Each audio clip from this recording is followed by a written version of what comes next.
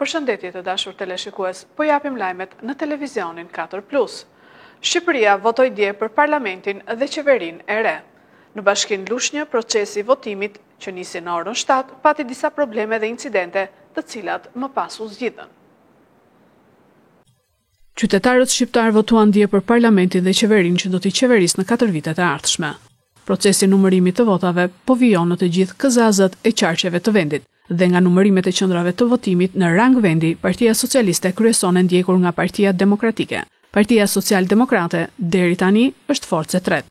Në Lushnjë dhe Divjak, dje nisi normalisht procesi i votimit në orën 7. Votimi nisi me probleme të vogla në disa qendra votimi për shkak të pajisjeve elektronike që janë zgjidhur shumë shpejt.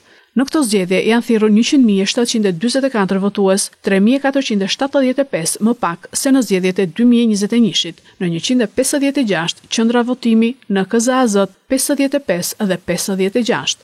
Në Divjak janë thirrur me të drejtë vote 39.868 votues, 3.008 votues më pak se në vitin 2021. Nuk munguan në këto zgjedhje edhe ngjarjet e çuditshme si kthimi një dollapi të vjetër në vend të fshet votimi në fshatin Zham.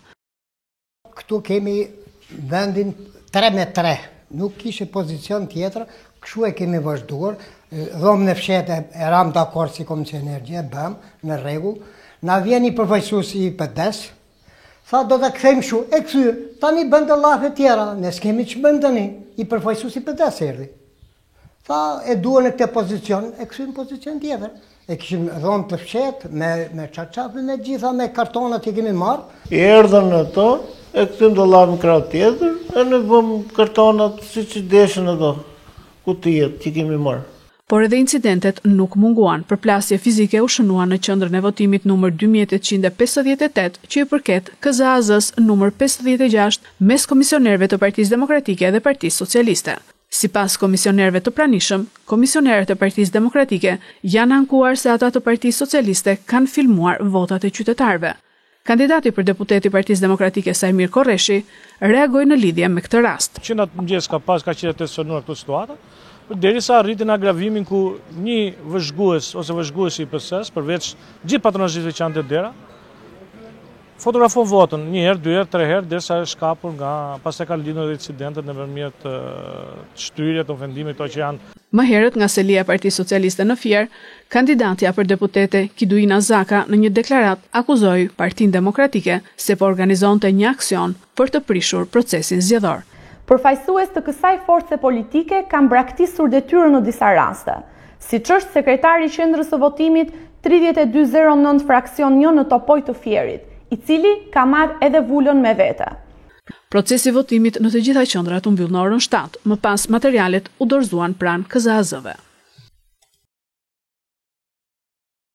Kryetari i Partisë Demokratike Sali Berisha doli me një deklarat para gazetarëve ku kërkoi mbrojtjen e çdo vote me përkushtimin më të madh, sepse çdo vot kundër regjimit meriton nderimin më të madh, tha ai. Kryetari i Partisë Demokratike ka dalë në një konferencë para gazetarëve. Ai kërkon mbrojtjen e çdo vote me përkushtimin më të madh, sepse çdo vot kundër regjimit meriton nderimin më të madh dhe vlerësimin më të madh. Unë sot këtë kisha qëllimin kryesor të paraqitjes para jush, tha ai. Thirrje për demokratët, opozitarët, të tregojmë seriozitetin ton maksimal për çdo vot të hedhur në kuti dhe të mos ketë asnjë ndikim në asgjë. Kjo është detyra më e rëndësishme. Partia Demokratike i ka thënë shqiptarëve dhe botës se çfarë është procesi elektoral në Shqipëri, tha kryetari i Partisë Demokratike Sali Berisha. Ju bëj thirrje të gjithë strukturave të Partisë Demokratike, komisionerëve vëzhguesve, kandidatëve drejtuesve, që të bëjnë gjithçka që të mbrohet çdo vot, pa asnjë me përkushtimin më të madh, sepse çdo vot kundër regjimit meriton nderimin më të madh dhe vlerësimin më të madh.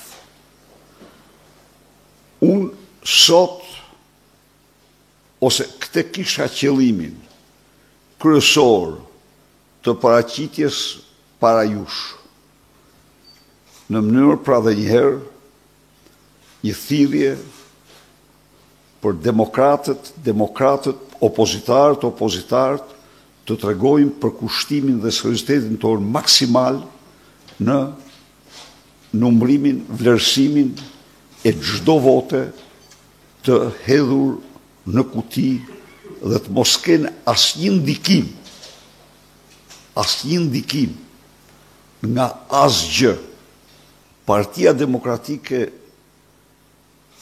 ju ka thënë shqiptarëve dhe botës se çfarë është procesi elektoral në Shqipëri.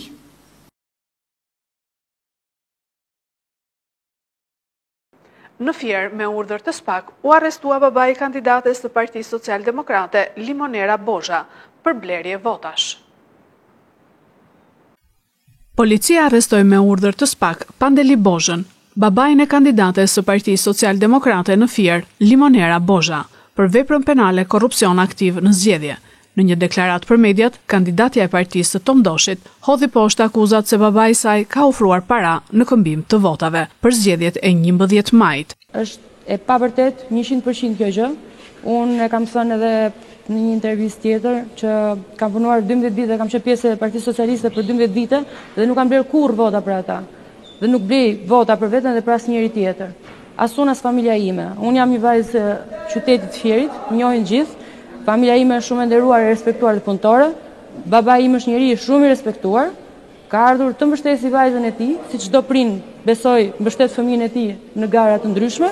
Në këtë rast babai im ka ardhur për të mbështetur vajzën e tij, po kurrë në asnjë moment nuk është folur dhe nuk është menduar që të blihen vota. Kështu që në mënyrë kategorike është një shpifje ndaj meje dhe familjes time dhe kjo është e gjitha një gjë shumë tendencioze dhe nuk është hera e parë që familja ime intimidohet dhe ushtrohet presion që unë të trishem nga gara.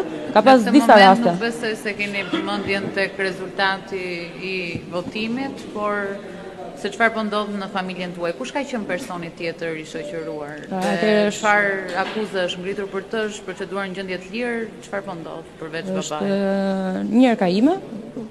Normalisht ajo është lënë e lirë, vetëm i matë ndodhet në komisariat. Siç e thash, kam shumë pak informacion nga policia, nuk jep asnjëri asnjë lloj informacioni. Por e gjithë kjo situatë është tendencioze dhe është e përsëritur. Dhe siç e kam thënë më përpara, është diçka që vështrimin nuk do ta hedh nga qeveria aktuale. Duke qenë që unë kam qenë pjesë e Partisë Socialiste për 12 vite dhe dëshirat e tyre janë që t'i kenë njerëzit në tutel. Unë jam një njeri që kam të drejta, siç ka gjithë populli kudo që ndodhet. Gjithë njerëzit në botë kanë të drejtën e tyre të flasin, të marrin vendime, të votojnë, të kenë bindjet e tyre. Por me sa duket në Shqipëri nuk mund të kesh bindje ndryshe nga ato të Partisë Socialiste. Thash, është era e disa që bëhen presione ndaj familjarëve të mi. Është bërë dhe më përpara i presioni tjetër, por që unë të trishesh nga gara. Ndoshta tani besoj e kanë marrë kënaqësinë e tyre dhe prisnin që unë të hiqa fokusin nga rezultati dhe mund të bëjnë çfarë të duan gjatë numërimeve të votave, sepse unë kam familjen parësore. Mendoja që ky vend kishte nevojë për njerëz potencial të drejtë dhe që nuk përlyen dhe janë të pastër, edhe duan që të bëjnë një gjë më të mirë për njerëzit e tjerë, po me sa duket që nga shumë e vështirë që në Shqipëri të lejohet një gjë e tillë. Si rezultati një hetimi një mujor në drejtimin e SPAK, dokumentohet një rast i blerjes së votave, vjet në pranga autori. Specialistët për hetimin e krimeve të Komisariatit të Policisë Lushnjë referuan materialet në prokurori ku nisi procedimi penal për shtetasin SP 27 vjeç, banues në fshatin Bubullim, pasi ka kallëzuar shtetasin JQ 28 vjeç, se shtetasi 27 vjeç, nënkryetari një subjekti politik në Lushnjë, e ka kanosur në platformën Messenger për dhënien e votës. Materialet procedurale ju referuan SPAK për veprime të mëtejshme, për veprën penale, kanosja apo dhunimi ndaj pjesëmarrjes në zgjedhje. Kurse specialistët për hetimin e krimeve ekonomike e financiare në Fier ekzekutuan urdhrin e prokurorisë së posaçme kundër korrupsionit dhe krimit të organizuar për ndalimin e shtetasit PB 63 vjeç, banues në fshatin Portës, për veprën penale, korrupsioni aktiv në zgjedhje. Nga hetimet dyshohet se gjatë një muaji ai ju ka dhënë shumë para shtetasve të ndryshëm me qëllim blerjen e votave në favor të kandidates së një subjekti politik. Materialet procedurale ju referuan SPAK për veprime të mëtejshme. Presidenti i Ukrainas Zelenski me ndërhyrjen e Trump pranon të takojë presidentin rus Putin në Stamboll të njëjtën. Presidenti i Ukrainas Vladimir Zelenski tha se është gati të takohet personalisht me presidentin rus Putin në Stamboll të njëjtën për bisedime mbi përfundimin e luftës.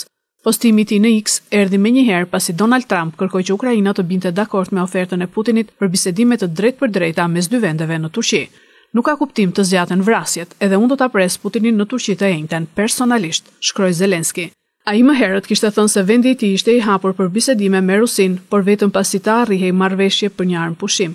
Fuqitë perëndimore bën thirrje për një pauzë 30 ditore në luftime që do të fillonte të hënën. Pasi udhëheqësit evropian që kryesonin tash të quajturin koalicion të vullnetshëm u takua në Kiev të shtunën. Oferta e Putinit për bisedime të drejtpërdrejta pasoja të ndërhyrje. Të dielën Trump shkroi në mediat sociale se Ukraina duhet të binte dakord për këtë menjëherë dhe kjo do të jepte qartësi nëse kishte një mënyrë për t'i dhënë fund luftës. Të paktën ata do të jenë në gjendje të përcaktojnë nëse një marrëveshje është e mundur apo jo, dhe nëse nuk është, udhëheqësit evropian dhe Shtetet e Bashkuara të Amerikës do të dinë se ku qëndron problemi dhe mund të vazhdojnë në përputhje me rrethana, tha ai, duke shtuar, bëjeni takimin tani. Në postimin e tij në X, Zelenski tha se shpresonte që Rusia të binte dakord për armë pushimin para bisedimeve. Ne presim një armë pushim të plotë dhe të qëndrueshëm, duke filluar nga nesër, për të siguruar bazën e nevojshme për diplomacinë, tha ai. Në një fjalim të shtunën vonë, Putin ftoi Ukrainën të merrte pjesë në negociata serioze mbi luftën, e cila filloi me pushtimin në shkallë të plotë të Ukrainës nga Rusia në vitin 2022. Putin tha se nuk mund ta përjashtonte mundësinë që bisedimet të rezultonin në një marrëveshje mes Rusisë dhe Ukrainës për një armë pushim të ri, por nuk ju referua drejtpërdrejt thirrjeve për një armë pushim 30 ditor. Ky është edicioni i lajmeve për sot. Lajmet i gjeni edhe në internet në websajtin 4plusmedia.tv. Bashk mirupafshim.